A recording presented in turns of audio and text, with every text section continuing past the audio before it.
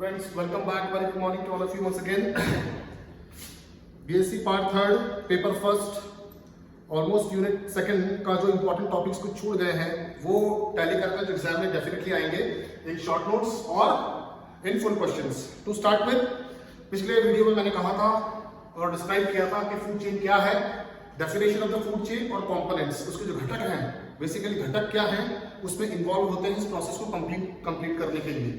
So food chain क्या है, अगर बात करें जस्ट बैक टू बैक समझने के लिए, it's basically a process of transfer of food energy. English में बात करें तो transfer of food energy from one organism group to another organism group through the process of eating and being eaten.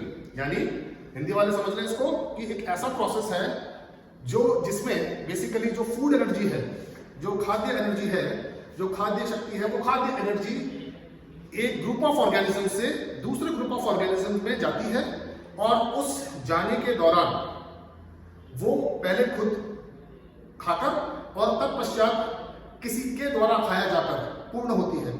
तो इस प्रकार से जो ये खाद्य शक्ति ट्रांसफर होती है एक ग्रुप ऑफ ऑर्गेनिज्म से दूसरे ग्रुप ऑफ ऑर्गेनिज्म, उसे खाद्य श्रृंखला या फूड चेन कहते हैं। मैंने डिस्कस किया था उस समय ब्रीफ में कि कितने प्रकार के हैं, 3 प्रकार के फूड चेन हैं।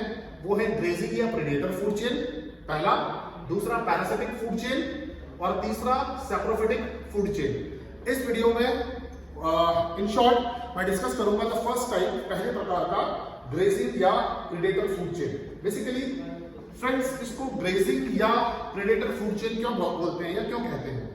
फ्रेंड्स, इसको ग्रेजिंग या प्रेडेटर फूड चेन इसीलिए कहते हैं क्योंकि इसमें जो शुरुआत करने वाला ऑर्गेनिज्म तो प्रोड्यूसर है ही, लेकिन उस प्रोड्यूसर को खाने वाले जो ऑर्गेनिज्म है यानी प्राइमरी कंज्यूमर्स जो हर्बीवोर्स हैं उनकी संख्या कंपैरेटिवली ज्यादा है और बहुतायत में उन प्राइमरी कंज्यूमर्स यानी हर्बीवोर की संख्या अधिक होने के कारण इस ग्रेज करने की प्रक्रिया वाले जो ऑर्गेनिजम्स हैं उनकी संख्या बहुतायत और अधिक होने के कारण इसे ग्रेजिंग या प्रेडेटर फूड चेन कहते हैं।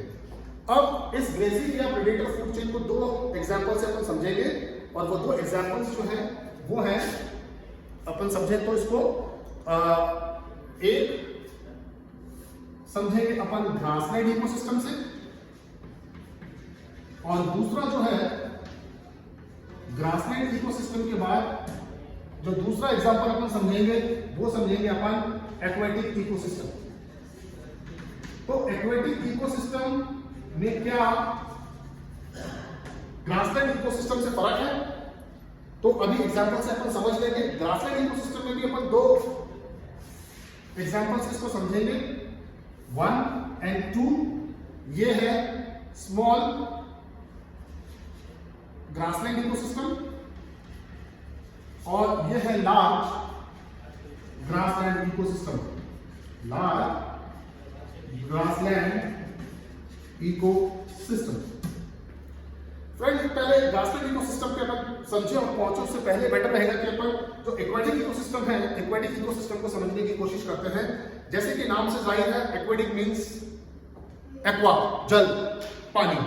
तो बेसिकली अंडरस्टूड है कि ये वाला जो सिस्टम है it will follow in water.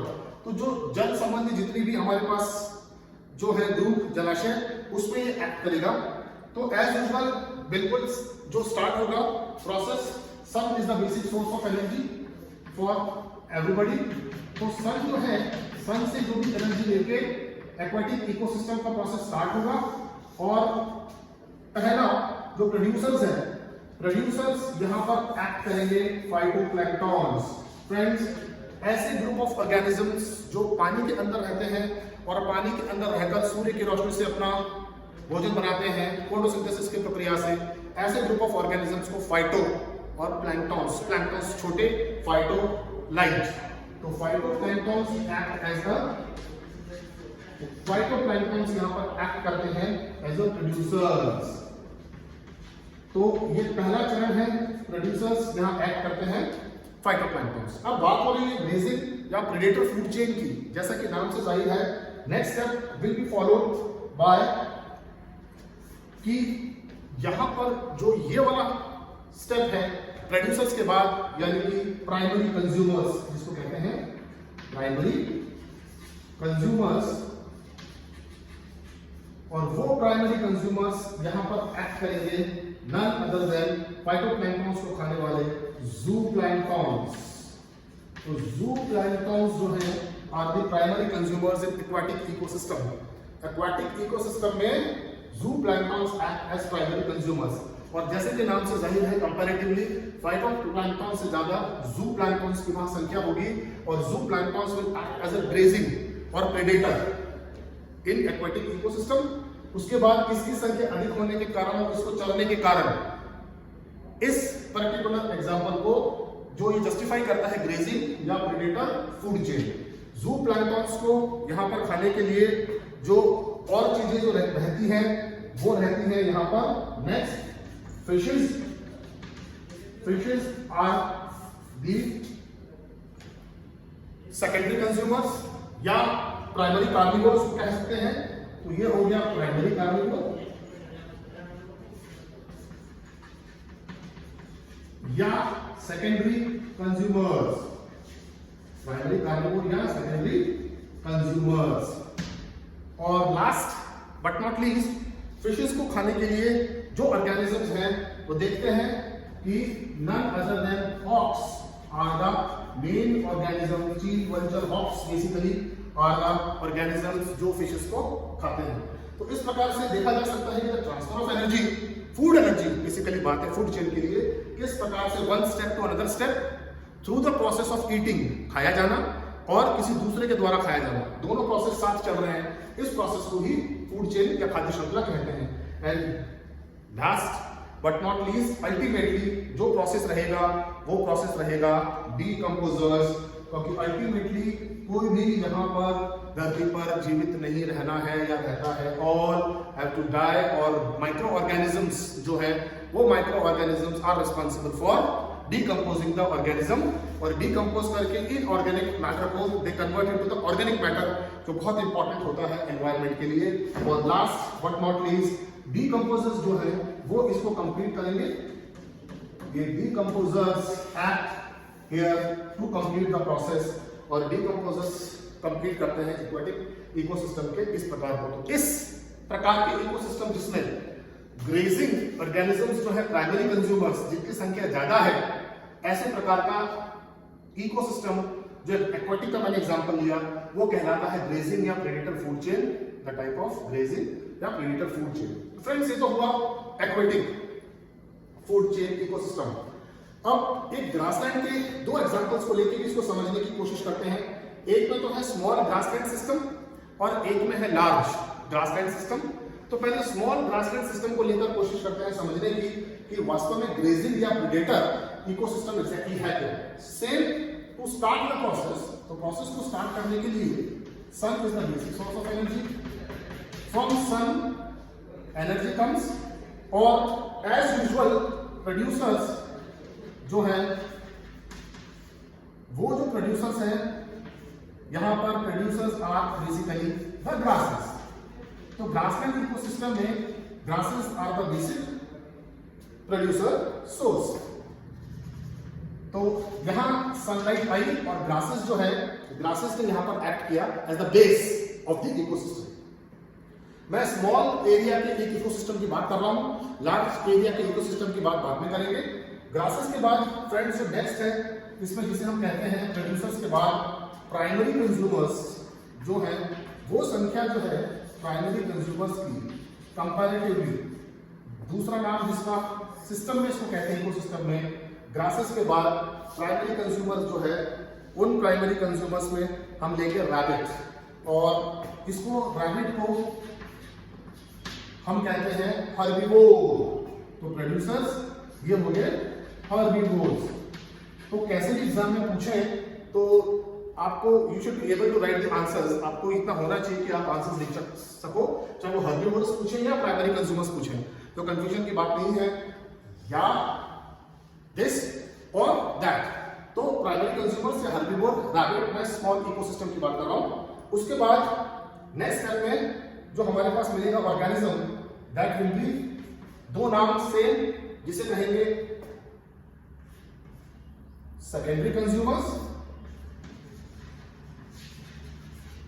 Secondary consumer या प्राइमरी कार्निवोर। क्यों प्राइमरी कार्निवोर? क्यों? क्योंकि पहली बार किसी जीव द्वारा खाया जाएगा। अब तक जो रैबिट था वो हर्बीवोर था, उसने केवल ग्रासेस खाई, तो इस वजह से जो वेजिटेरियंस की अगर बात करें तो it is vegetarian generally considered as herbivores और प्राइमरी कंज्यूमर्स। और यहाँ पर रैबिट जो है will be eaten by fox. और स्मॉल इकोसिस्टम की मैं बात कर रहा हूं, ये हो गया fox is the next step, secondary consumer और प्राइमरी कार्निवोर, जिसे प्राइमरी कार्निवोर के नाम से ही जानते हैं। Last but not least, next example will be fox will be eaten by hoc, और चील जिसे कहते हैं। तो hawk is the ultimate source, और हॉक को यहां पर कहेंगे secondary carnivore, it is called as secondary carnivore और सेकेंडरी कार्निवोर। और फ्रेंड्स, सेकेंडरी कार्निवोर के बाद this system will be ended by decomposers. जो बेसिक सिस्टम का प्रोसेस होता है, decomposers will be the ultimate, last but not least also. Decomposers इस process को जाके खत्म करेंगे। तो देख सकते हैं herbivore, carnivores, primary carnivores, secondary carnivores. तो ये जो स्मॉल फ्रेंड्स इकोसिस्टम है ग्रासलैंड का, excuse me, small grassland ecosystem में वो सेकेंडरी कार्निवोर तक ही खत्म हो जाता है। एक एग्जांपल मैंने और लिखा हुआ है, लार्ज ग्रासलैंड इकोसिस्टम। तो लार्ज ग्रासलैंड इकोसिस्टम में फ्रेंड्स ये प्रोसेस सेम रहेगा। तो ये प्रोसेस जो सेम है, दिस सेम प्रोसेस स्टार्ट्स और बेस इज द ग्रास, वो तो बिल्कुल क्लियर है। इन दोनों एग्जांपल्स को समझाने का मतलब ये है कि एक स्टेप और फॉरवर्ड या बढ़ता है लार्ज ग्रासलैंड इकोसिस्टम। तो जो बेसिक प्रोसेस है वो मैं ऐसा लिखता हूं, बेसिक प्रोसेस के बाद उसके बाद यहां पर लार्ज ग्रुप में ग्रासहॉपर, क्योंकि फ्रेंड हमको ये भी कंफर्म करना है कि सिस्टम ग्रेजिंग प्रेडेटर प्रकार का फूड चेन है। सेम ग्रासहॉपर आ गया। ग्रासहॉपर के बाद जो यहां पर कंडीशन है फॉक्स, अगेन बिल्कुल सेम। फॉक्स के बाद अब यहां पर सिस्टम और सिचुएशन चेंज होगा। तो यहां पर क्या होगा, ये हो गया प्राइमरी कंज्यूमर, ये हो गया secondary consumer fox. Last but not least, इसके बाद एक स्टेप और बढ़ेगा जो टर्शरी कंज्यूमर के रूप में इस्तेमाल होगा, और एक स्टेप बढ़ने के बाद जो टर्शरी कंज्यूमर होगा that fox, excuse me friends, fox से पहले ग्रासहॉपर, फ्रॉग, सॉरी, यहां बड़े इकोसिस्टम में it will be frog, and frog के बाद यहां पर जो नेक्स्ट स्टेप में आएगा इट विल बी स्नेक। तो ये जो स्नेक है विल बी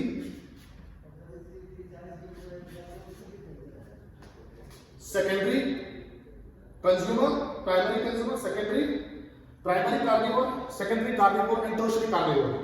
तो secondary consumer first, frog will act as a primary carnivore, ये हो गया primary carnivore. Snake act next step में एज अ सेकेंडरी कार्निवोर, ये हो गया सेकेंडरी कार्निवोर। और एक स्टेप मैंने पहले बताया फ्रेंड्स, बढ़ जाता है एक स्टेप और। लार्ज अगर ग्रासलैंड इकोसिस्टम हो तो लार्ज ग्रासलैंड इकोसिस्टम में एक स्टेप और बढ़ने के बाद जो स्टेप मिलेगा वो रहेगा टर्शरी कार्निवोर। और टर्शरी कार्निवोर में यहां पर रहेगा हॉक, स्नेक खाया जाएगा हॉक के द्वारा, और ये रहेगा टर्शरी कार्निवोर। और टर्शरी कार्निवोर के बाद last but not least, process को पूरा करने के लिए जो डीकंपोजर्स हैं वो यहां पर एक्ट करेंगे, डीकंपोजर्स इन द एंड। तो ये है डीकंपोजर। तो फ्रेंड्स बिल्कुल साफ इंडिकेटेड है कि एक स्मॉल ग्रासलैंड इकोसिस्टम में जो एक स्टेप कम रहता है हमारे पास, और लार्ज ग्रासलैंड इकोसिस्टम में एक स्टेप जैसे टर्शरी जो कार्निवोर है वो बढ़ जाता है, यहाँ पर साफ देखा गया है। और स्मॉल ग्रासलैंड इकोसिस्टम में सेकेंडरी कार्निवोर के बाद ही हमारा प्रोसेस कंप्लीट होता है। कुल मिलाकर ये कंफर्म है कि ग्रासलैंड इकोसिस्टम में, स्मॉल इकोसिस्टम में टर्शरी कार्निवोर नहीं मिलता और लार्ज इकोसिस्टम में टर्शरी कार्निवोर मिलता है। ये ग्रेजिंग प्रेडेटर फूड चेन इसीलिए कहलाता है क्योंकि जो बेसिक संख्या ऑर्गेनिजम्स की है ज्यादा, वो प्राइमरी कंज्यूमर्स हर्बीवोर्स जो भी हैं वहां पर उनकी ज्यादा है और एक्वेटिक में ज़ूप्लैंक्टन्स ज्यादा है। इसीलिए चरने की प्रवृत्ति वाले ऑर्गेनिजम्स की ज्यादा संख्या होने के कारण ये प्रोसेस ग्रेजिंग या प्रेडेटर फूड चेन कहलाता है। एग्जाम में कैसे भी है friends, you should be able to write the answers किसी भी रूप में। अच्छी तरह से मैंने एक्सप्लेन कर दिया है। फिर भी कुछ डाउट है फ्री टू आस्क, मैं इसका लिंक डिस्क्रिप्शन में दूंगा, वहां से देख लें। तो नहीं जुड़े उनको बता दें, और इसके अलावा कुछ पूछना है तो कमेंट्स करके पूछ लें। फिर भी नहीं समझ में आता है, free to call, ask freely. कुछ भी नहीं समझ आए कभी भी कॉल कर लें। Thank you friends.